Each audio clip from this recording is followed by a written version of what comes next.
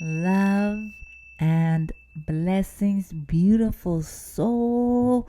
What is good in your world? I hope that you are dancing with the energies that are starting to flow in your life from this blue moon, full moon, super moon in Pisces that went down yesterday.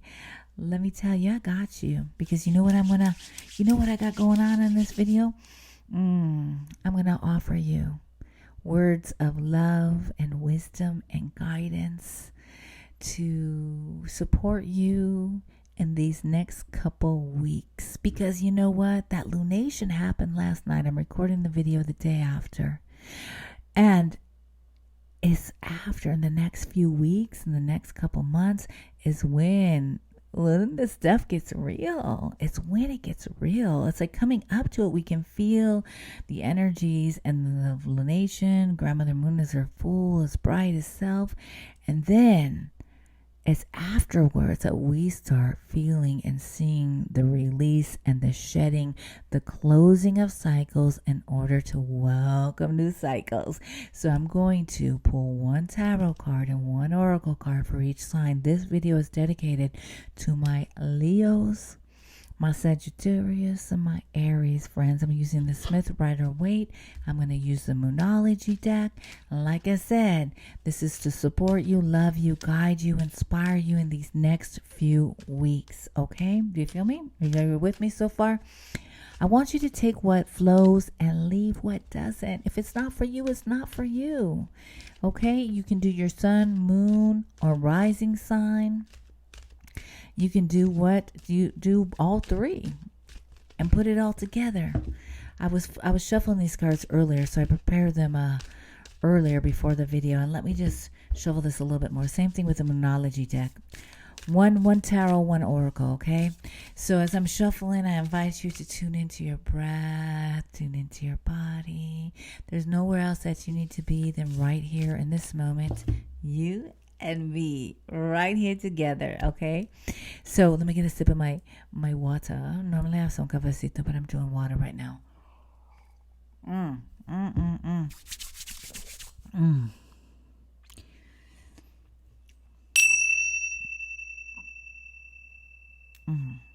Are you ready?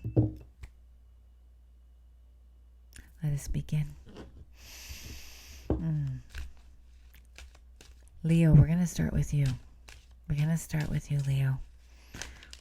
I'm going to pull that aside. It's going to be your second one. It was kind of a sloppy shuffle, but I'm going to put it aside. Leo, what do we have for you? Four of Wands, and the card that came out of the deck was the Seven of Cups.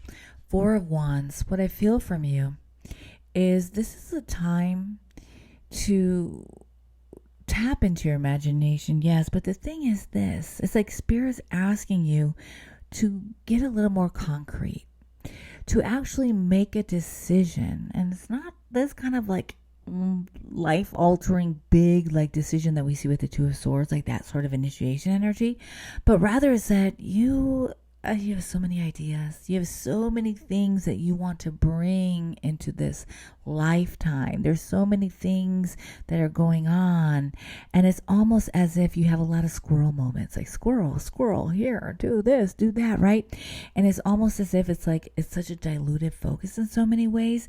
So Spirit's asking you to choose one thing. It doesn't mean you always have to stay with that one thing, but for right now, to be able to support you in your manifestation rituals, in your journey of bringing things into the physical form, Spirit's asking you to make a choice and choose one thing right now at the moment, right? And bring it into form because it's ready to come. It's ready to put some legs. There's one of your great dreams and great ideas is really ready to be brought into life. Now, only you can decide which one that is. But it's like, choose something, because you're going back and forth and just like all these different ideas, all these different cups. And you're just like, oh my gosh, and it's brilliant, right? And it doesn't mean that they cannot all happen. But at this moment, there is this invitation for you to have a laser focus. Choose one cup and work on it. Bring it into form. Set it up. Get it really some sturdy legs here, right? And once that's set up, then you can say, okay, let me grab another cup. Do you feel me? So really start to set things up, right? And it doesn't mean, like I said, that those other cups are going to come into existence. But right now, choose one. Start there. No FOMO, because you can make all of those come into reality. And the quickest way for you to do so is to choose one. Get that set up, and then you can begin to choose another. The Moonology deck says you are good enough.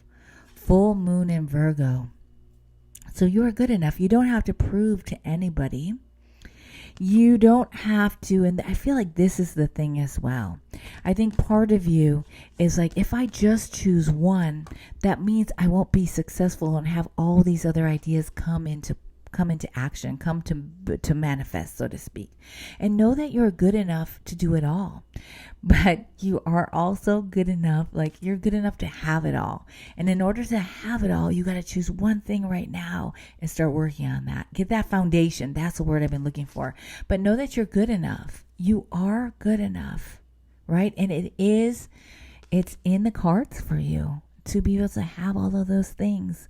So the energies in these next couple weeks are really tapping into the Virgo and this Virgo sun energy of being able to set up a method, to set up a system, to be able to bring your creation into existence. And when there's any sort of doubt and any sort of squirrel moments, just remind yourself, because in some ways, those squirrel moments, deep down inside, it's as if in a deep subconscious area, it's almost a question or doubt or fear that's surrounded with unworthiness. Like, can this really be happening? Can this really come to be? Am I good enough? And you are. You are good enough. And things will go in your favor. It's just you need into earth. You need to root a little bit more. You need to get some little more grounding to do that. Do you feel me? Do you feel that? So in these next couple of weeks, it's like filter through these ideas and what you want to bring forth. Choose one. Tap into the Sun and Virgo energy to get a plan, to get a system. And I can't wait to see what you create. I can't wait to see it. Aries, you have the Queen of Cups, my friend.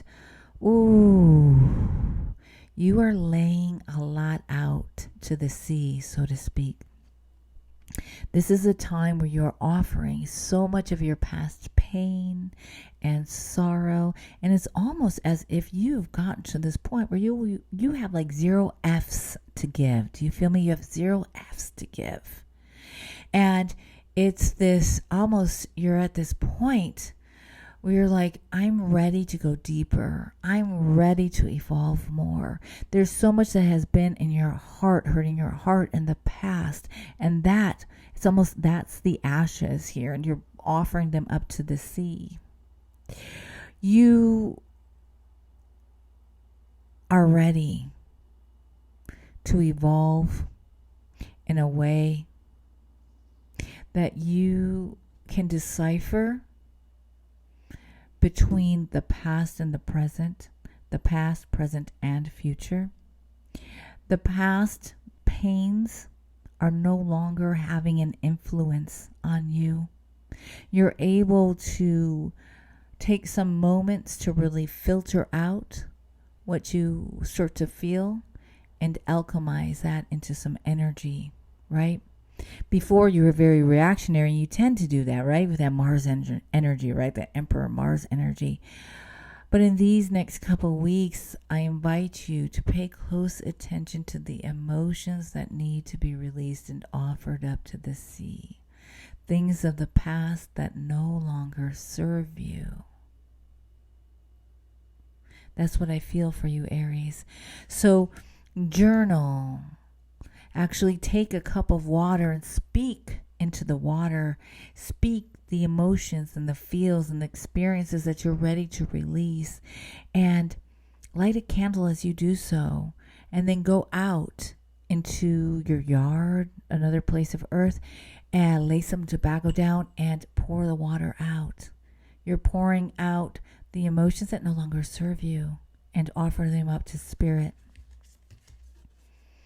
A new romantic cycle begins. Okay, now a new romantic cycle begins.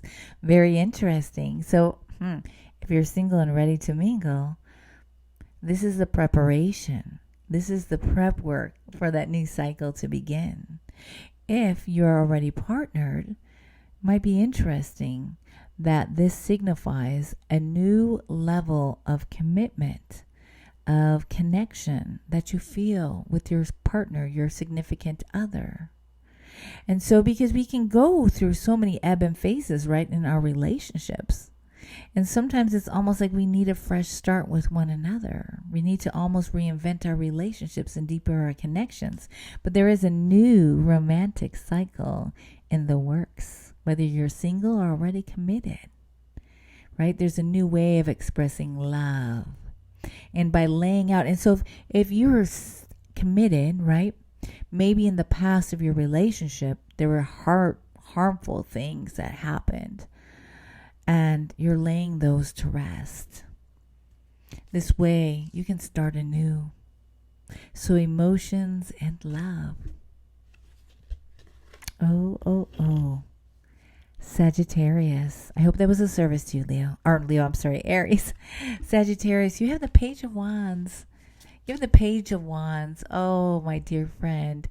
It's such a remembrance for you in this cycle, because you're starting to do things once again that you've forgotten how much you loved. You've gotten away from things that really connected you to your fire. I almost see you painting, baking, somehow saying, wait a minute, where have I been? How did I lose my way?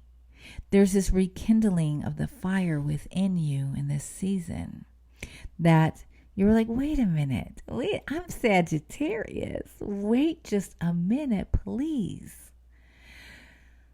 I feel that from you. There's ways that you're going to bust out your jewelry once again, step it up, maybe go shopping, right? Put on that cape, put on those heels, and let me see that new lipstick. So there's this way of being like, oh my gosh, I'm back with my fire. Like so much is getting washed away and released during this season for you. That it's like, oh, boom, where have I been? It feels so good. So be ready to start feeling that, right? That spunk, that fire. Yes. Communication is key. Interesting. So you have a communication Gemini energy. That's really fascinating, right? So what could that possibly mean for you, Sagittarius, if you're once again reconnecting to your fire and communication is queen? Oh, communication is key. So new moon in Gemini. So, and that's interesting, right? Because that's your polarity, Sagittarius, right? Your better half, so to speak, right? You're part of the Sagittarius Gemini duality or polarity. So there's ways that I think even what's really great for you is that when you are connected for your fire, when you are feeling new, it's almost like new fire, right? Picking things back up and having a new way of doing them, or just like this. I just feel like boom. Get out those heels, get out those dresses, get out those earrings, like get that spark back. And you're going to realize too, it's like you're speaking like the ways, because you love to share knowledge. You love to teach. You love to sit and philosophize about life. And so by connecting to this fire once again, you're going to find different ways that you can communicate, meaning more, I see it more like a poetry, poesía, yeah? And ways that, for example, too, you're not going to put up with any caca. You're going to be like, oh my gosh, how did I get so soft? How did I get so soft? So be aware of that. I just love this. I think it's fascinating. I don't think it's by coincidence that you have like Gemini energy, because that's your better half, like I said, right? Gemini helps you to kind of like put some air, like have your ideas, have your passion spread. I love this for you. So be ready to like, yes, oh my gosh, I can't wait. I can't wait. My mom's a Sagittarius, so I'm going to have to tell her about those cards that I just pulled for her. So that's what I have. That's what I have for my fire signs. I hope this was of service to you. And, take what flows, leave what doesn't. Remember, you always have the choice and move and groove how you want to. You have a choice to open and receive. You are in control of your healing. You are in control of your spiritual journey. You're in control of all of that. And this journey of self-awareness, of spiritual self-awareness, is one that is everlasting. I send you peace. I send you love. I wish you peace. Like I said, I send you love. And I wish you ease. Take it slow in these days. Be open to the medicine, the release, and the receiving that's occurring. And I'll talk to you soon.